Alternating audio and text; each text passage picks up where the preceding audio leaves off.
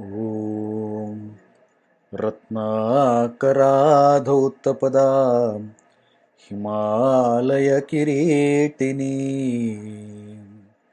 ब्रह्मराजर्षिरत्नाढ्यां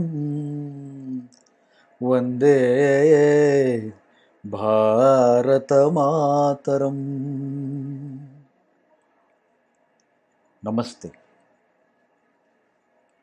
While relativism provided a good starting point for the discussion regarding value systems surrounding technology, it did not provide us any concluding answers. But that does not mean that it has no place in our scheme of things. This theory helps us understand that value systems change with time and place. I am sure you will agree with me when I say this. You may also instantly recall many things which were considered right some time ago but today are considered wrong. Things which are considered good in some place are considered evil in others.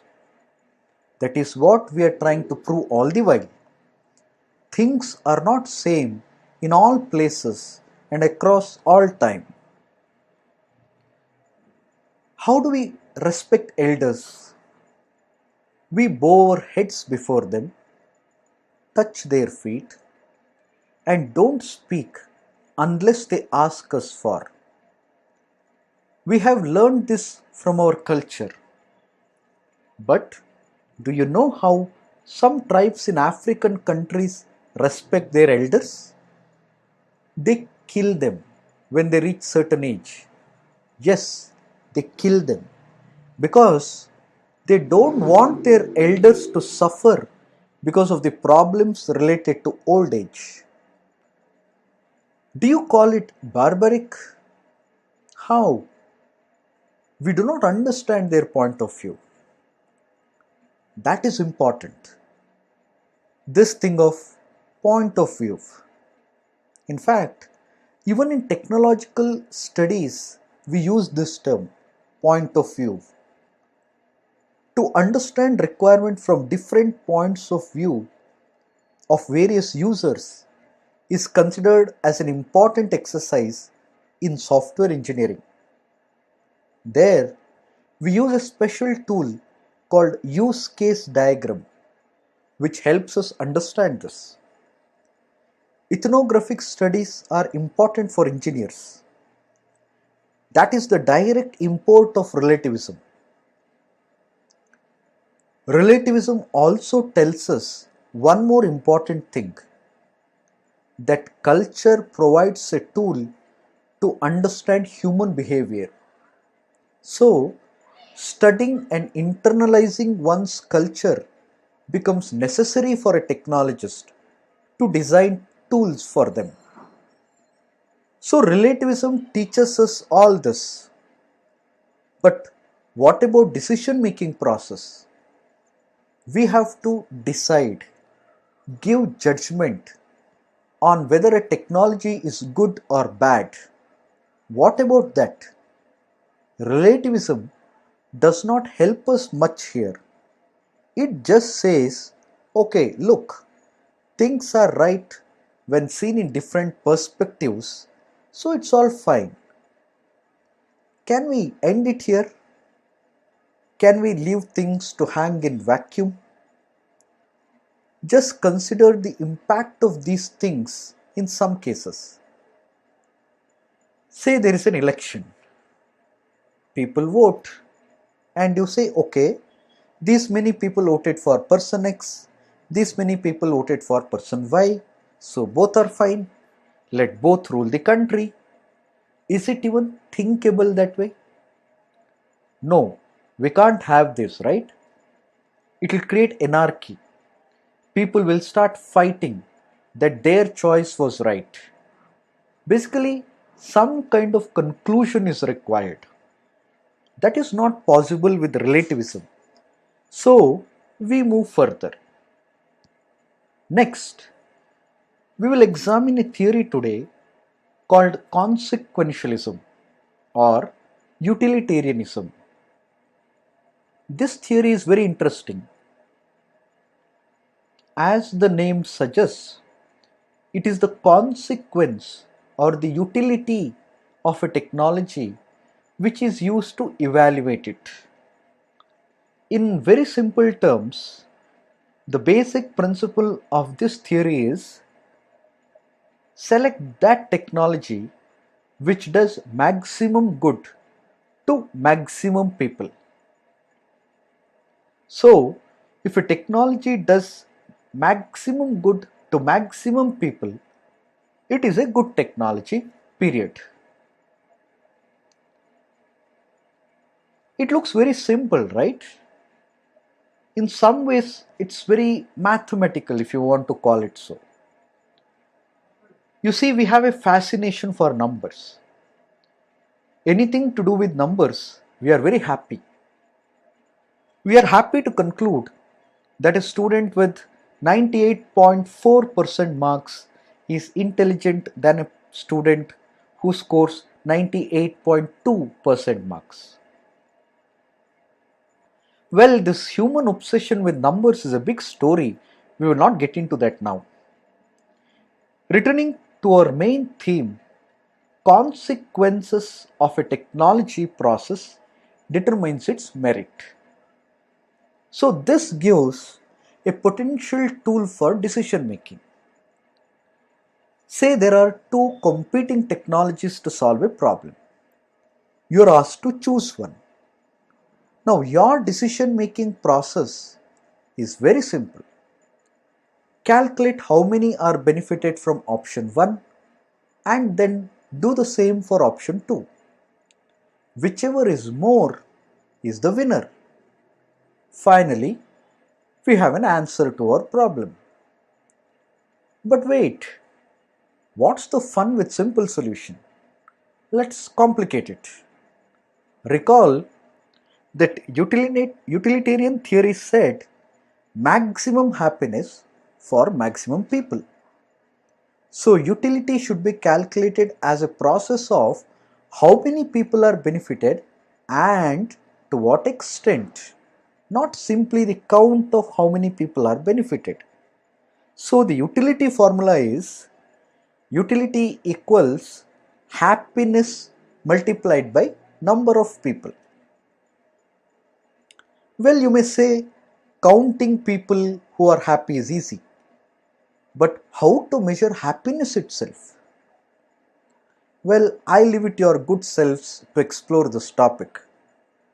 But for our discussion, say there is a way to measure happiness, and now there are two technologies which we have to compare. If first technology has given less happiness to more people, and second technology has given more happiness to less people, which one will we decide? Okay, let us give some numbers for it. Technology 1 has brought 2 happiness to 10 people. So totally the utility factor of technology 1 is 2 into 10, 20. Whereas technology 2 has made 5 people happy 5 levels. That is, its utility score is 5 into 5, 25. Which is better? Technology 1's utility is 20, technology 2's utility is 25. Don't ask me how I calculated the happiness. It's my little secret. So which one would you choose? Technology 1 or technology 2? Most of you may say technology 2 because it has the higher utility factor. Well, if this is not enough, let's see one more case. Let's say technology 1 has benefited 2 people and technology 2 has benefited 100 people. Which one would you choose? Technology 2, right? Because it benefits more people. That's what we are learning from consequentialism. Okay, but what if the two persons benefiting from technology 1 are president and prime minister, and 100 people benefiting from technology 2 are some poor peasants? Now tell me, which one will you choose? Technology 1, which benefits only 2 people, but those 2 people are president and prime minister, or technology 2, which benefits 100 people, but they are poor peasants? Which is your choice? Okay, let's make this more interesting. Imagine that there are some people who are desperately waiting for organ donors. Someone is waiting for eyes, someone is waiting for liver, some for kidney, some for heart. So there are people out there waiting, say around 5 people who are waiting for some or the other organ. These 5 people need to be saved. Now let's say these 5 people are very important people. Now, will you consider an option of bringing one healthy man to operation theatre, cut him into pieces, and give his healthy organs to these 5 important people who are waiting? Well, you see, we are in line with utilitarianism theory. One person died, or rather killed. He is unhappy. But hey, look, 5 people who received the organs are happy. So everything should be okay, right? Do you agree? No? Why? Can you postulate your uncomfortableness into sound argument? Try and make an argument against the case. Let's discuss this. Well, utilitarian theory is a standard tool for decision making in public policy. Say you have to build a dam so that many people are benefited, but few will be disturbed. They have to be displaced. Alright, you see how best you can elevate their problems. You convince them, compensate them to build their lives. Sometimes it becomes inevitable to cause little harm for larger good. That's how we should take it. Indian thinkers have long provided enough guidance regarding this.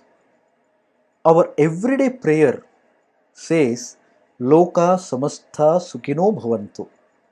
Let everyone be happy. In our Shanti mantras, we pray for peace for all kinds of creatures at all 3 levels. That is why we say Om Shanti Shanti Shanti 3 times. Utilitarianism says do good. For whom? If you do good only for yourselves, you are selfish. Do good for everyone except you, you are an altruist.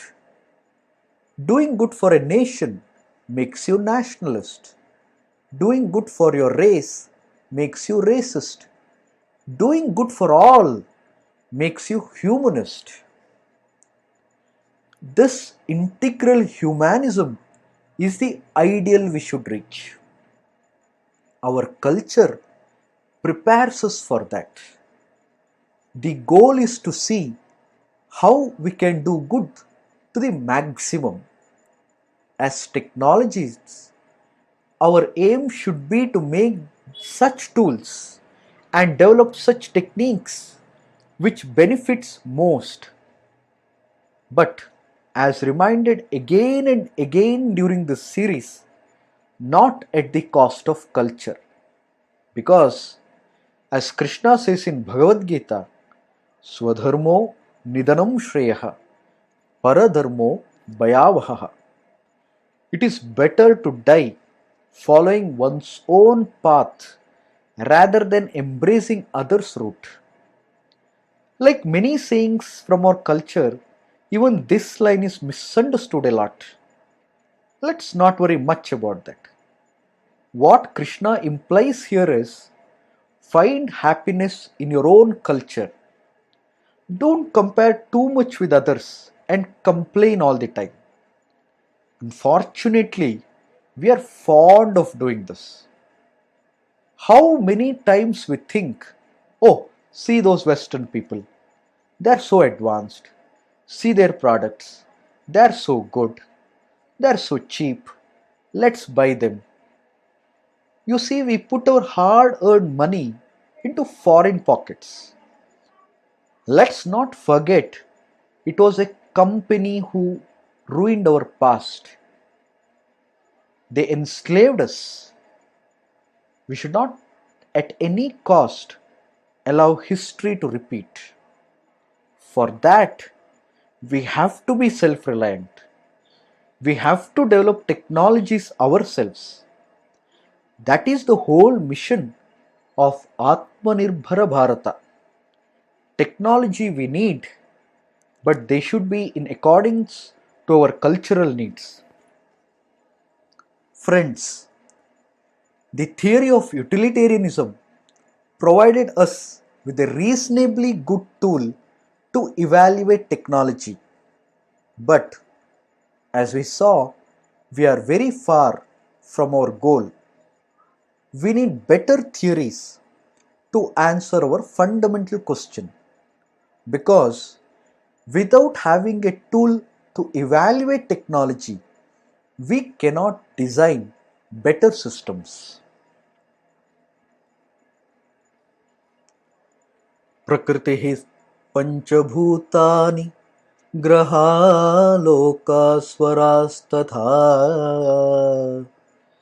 दिशः कालाश्च सर्वेषां सदा कुर्वतु मङ्गलम्.